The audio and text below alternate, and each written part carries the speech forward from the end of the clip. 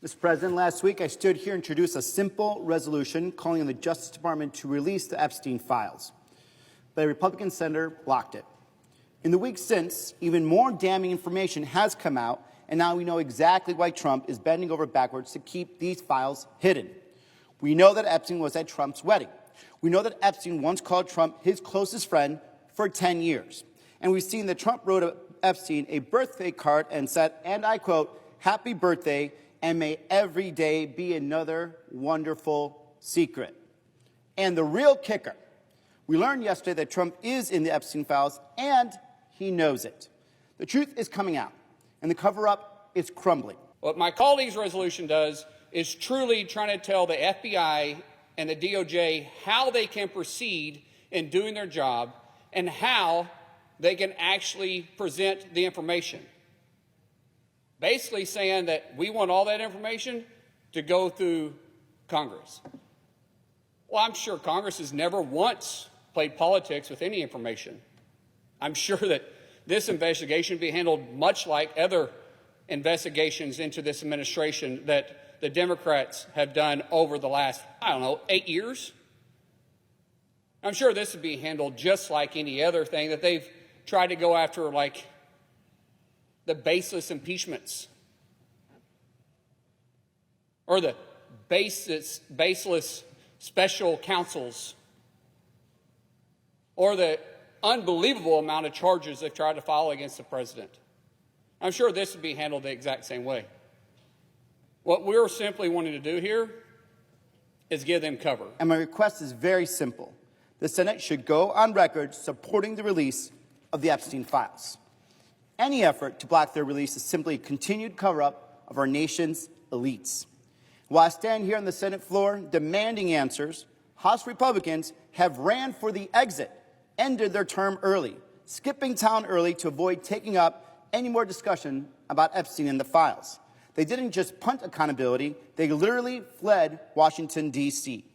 While everyday Americans are struggling to afford their groceries and their health care, we have a president in the White House focused on protecting the most powerful men and women who preyed on children. This is who Donald Trump really is. He campaigns as a man of the people. When it comes down to it, he is a servant of the powerful and the elite. He built a movement claiming to fight those same elites, and now he is protecting them every way possible. And the American people are seeing right through it. They spent years listening to Trump promise that he was going to release the Epstein files, and now he is mocking them every day for even believing him and all his lies. But the American people are not stupid. They know something is off. They smell it. If Donald Trump really wants these files released, they'd be out already. Instead, he's orchestrating a cover-up, and he is not acting alone. The entire Republican Party, the FBI director, the intelligence community, and the Justice Department are backing him up to bury the truth. They're doing it because they're doing everything they can to keep the truth buried because they know who's in those documents and they want to protect them and his friends. So today, I'm calling on my colleagues to stand with me and stand on the side of the American people, not the pedophile elites that they are trying to protect, and call on the Justice Department to release these files. It is that simple. If there's nothing to hide, then come out and prove it. As if in legislation, and notwithstanding Rule 22, I ask unanimous consent of the Committee on Judiciary be discharged from further consideration and instead now proceed to consideration of S.R. 325. Further, I ask unanimous consent that the resolution be agreed to, the preamble be agreed to, and that the motions to consider be considered made and laid upon the table with no intervening action or debate. Is there objection? Mr. President, The senator from Oklahoma is recognized. I reserve the right to object. As we hear my colleague from Arizona use, I say, very liberal truths to what he was saying by not giving all the facts, I'd also propose a question: where was all this outrage over the last 4 years when Director Wray was over the FBI and Attorney General Garland was over the DOJ? He knows, I know, and all the Democrats know that if there was anything to do with President Trump, they would have happily released it. My Lord, you went after him for everything else you could possibly think of. Why wouldn't you possibly go after this? Well, it's because this is nothing but political theater. We know that. We know that what your resolution does is it doesn't actually have transparency, because we all want transparency. All of us want transparency. We want to know actually what happened. The American people want to know what's happened. But what this resolution does is it actually is a blurred line between the separation of powers. When we start dictating to the Department of Justice what they can and can't do, there's a clear separation of power. We're the legislative branch.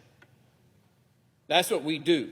We make laws. We can't dictate other branches on what they must and how they must do their job. Now, with that being said, I would simply ask the question, why now? Is it because of their hatred towards President Trump? Because they want to do anything they can possibly do to distract what they might be hiding? Why wasn't this done the previous 4 years? What happened? They had the same files. This case wasn't new. So this resolution does absolutely nothing, and therefore I object. Objection is heard. Mr. President. Senator from Arizona has the floor. Mr. President, reserve the right to object. Sorry. Okay. If you want to respond just in this moment, you can. Actually, I should have the floor, right? Sure. Mr. President, in response to the Senator for Oklahoma, the reason we are here and the reason why there is a request of this nature is because there is one and only one administration and one campaign that ran for more than 8 years that vilified DOJ employees that were consistently trying to do their best jobs, and then started a conspiracy theory that has affected hundreds of people across this country. A conspiracy theory that caused people to start doing shootings at pizza places, that accused other people and other politicians of being pedophiles, and then said and campaigned that if you elect me, I will release the Trump files. That was only one campaign, and that was the Trump campaign. So now, as he is in power, as he has gotten power, he has specifically said he would release his campaign. He had an attorney general that said, I have now the files on my desk right now, and I will be releasing it. And soon as we heard, first from Elon Musk, that Trump himself is in the files, and all of a sudden we started seeing the cover-up starting. First he wasn't, then he was, then it was created by somebody else, then it's coming after him. This is all because the president has to answer to the American public. Did you lie for those 8 years and put all these employees, all these innocent people at risk to cover up for your elite friends? Or is there something in the file you are trying to hide to protect your friends? Because this whole issue has been started because of only one person and one campaign has made this a campaign issue. That is why the American public is demanding this. That is why the Republican House of Representatives has fled Washington, D.C. Washington, D.C. I have not heard of House of Representatives leaving Washington, D.C. since we had to get away from the redcoats. But that's what happened because this president wants to avoid accountability, and this president wants to continue to cover up for his elite friends. You get back. Mr. President, we all want transparency and for credible information on the Epstein case to be made public so that the American people can decide. The Trump administration has already said they are committed to releasing all available files. Last week, President Trump directed AG Bondi to produce any and all permanent grand jury testimony in the Epstein case. The resolution, my colleague from Arizona's resolution, tells the FBI and the DOJ how to do their job. My resolution would echo the seriousness of the directive from the President and the DOJ to the courts and calls the immediately to unseal all materials. When combined with what our House colleagues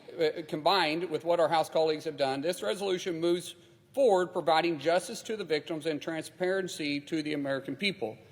Mr. President, as I said before, we want transparency. But the courts control the grand jury. The judges that oversee the courts control the grand jury. We, in this body, can have resolutions back and forth and suggest that it be done, but truthfully, the judges have to do it.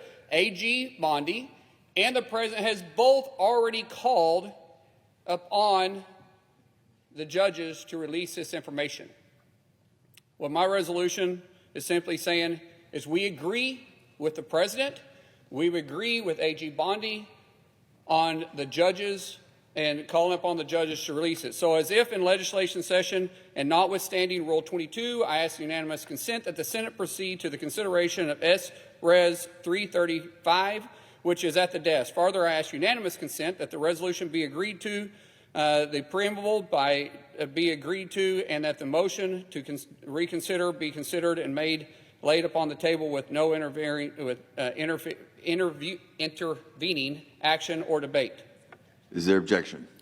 Reserving the right to object, Mr. President. Senator from Arizona is recognized. Mr. President, let me explain to the American people what just happened. My colleague from Oklahoma refused to join me in calling on the DOJ to release all the Epstein files. Instead, he offered his own resolution calling on the courts to unseal the records. When asked if we did both, which I am asking to do both, I want to call for transparency, and of course we could ask the Justice Department and the courts. He's also going to object. Republicans are demanding the courts be transparent, but aren't willing to ask the same thing of the Trump DOJ. This is the height of hypocrisy. They want to tell the courts to be transparent, but aren't willing for themselves to be transparent. This is for the second time in 1 week the Senate had the chance to demand transparency and stand up for the truth. Instead, my colleagues chose to protect, again, the powerful elites. If there's truly nothing to hide in those files, then what are they so afraid of? What are they hiding? Why the panic? Why the backpedaling? And why all the objections? Congress should work for the people, not the powerful elites, and definitely not for one man or one administration. Today's resolution should have made that clear. Therefore, I ask the consent that the consent request be modified such that my resolution, SR 325, be discharged from the Committee on the Judiciary. Further, that the Senate proceed to the en bloc consideration of SR 335 and SR 325, that the resolutions be agreed to, that the preamble be agreed to, and the motions to be considered made and laid upon the table with no intervening action or debate, all en bloc. Is there objection to the modification? I reserve the right to object. Senator from Oklahoma is recognized. It's interesting that my colleague wants to continue talking about the elites, but the elites was the ones that actually covered up the last 4 years of the Biden administration. I mean, think about what happened during the Biden administration. They covered up, 1, for his cognitive behavior. 2, they covered up the Hunter Biden laptop. 3, they covered up the Russian gate and continue to cover up the Russian gate. And 4, they covered up the fact that an auto pen signed every one of his papers except one. Where was the cover-up? Where did the elites come from? Well, it's because of the pressure from the Biden administration that actually did put it on the elite, on all the social media outlets. It's interesting, when I started talking to social media's founders after President Trump was elected, they said, we feel like we can actually do our job again. Why? Because the DOJ wasn't threatening to sue them. The Biden administration wasn't threatening to blackmail them. But yet my colleague from Arizona is saying that we're covering up for the elites. Let's be honest. We know these files have been out there forever. I don't remember a single time the Biden administration called on these things to be released. And I definitely don't remember my colleague from Arizona calling on these files to be released. As I've said before, this is nothing more than political theater. Everybody sees it. The American people sees it. And what else can President Trump and AG Bondi do but call on the judges to release the information? We're simply going back and forth here saying the same thing. The difference between my resolution and my colleagues from Arizona's resolution is mine isn't blurring the boundaries between separation of power. Mine is simply calling upon the judges to release the information. What my colleague's resolution does is truly trying to tell the FBI and the DOJ how they can proceed in doing their job and how they can actually present the information. Basically saying that we want all that information to go through Congress. What we're simply wanting to do here is give them cover. So if my colleague from Arizona actually wants transparency, that he would drop his objection to my resolution and just simply have mine go through, and we can move forward with the transparency that maybe both of us actually want. So therefore, I object to combining them. I would ask my colleague once again to accept my resolution. The objection is heard to the modification. Is there objection to the original request? Mr. President, reserving the right to object. Let's just New understand why Mexico we're is here. recognized. Let's I'm sorry, just say why we're sorry. here. The political theater was started more than 8 years ago. The political theater started just 5 months ago when the president said, after appointing his attorney general, that they're going to release Epstein files. When the attorney general said, I have those files right here, I'm going to show them to you. And then all of a sudden, the shenanigans started. All of a sudden, the files are gone. They're not there. They're made up by somebody else. That's where this political theater is coming from. And the American public wants to know why. Why, after 8 years, this president promising that I will release the files, why, after 8 years, getting into the office and then appointing his attorney general and then directing the attorney general to go look for those Epstein files, and then that attorney general saying they're going to release Epstein files, and then poof, all of a sudden there's an issue. All of a sudden there's backpedaling. This is what stinks for the American public. This is what smells like an elite cover-up. That's what we're trying to get to. And if my good colleague from Oklahoma agreed with me, then we would do both, because that is what is demanded by the American public, because the first promise was made by this president that they were going to release the files. That is where it's political started. So with that, Mr. Chair, I object to the good senator from Oklahoma's motion, and I yield back. The objection is heard. Senator from Oklahoma is In recognized. closing, I would just simply say, well, maybe my colleague from Arizona and I can work together if he wants to, and we can drop some of the stuff in his resolution. Maybe we can come up with a conclusion with my resolution, where I have concerns about yours, blurring the lines between the separation of powers, and at the same time wanting transparency. If we can both agree we want transparency, then we've worked together on several issues in the past. Let's sit down and try working this one out. With that, I yield back.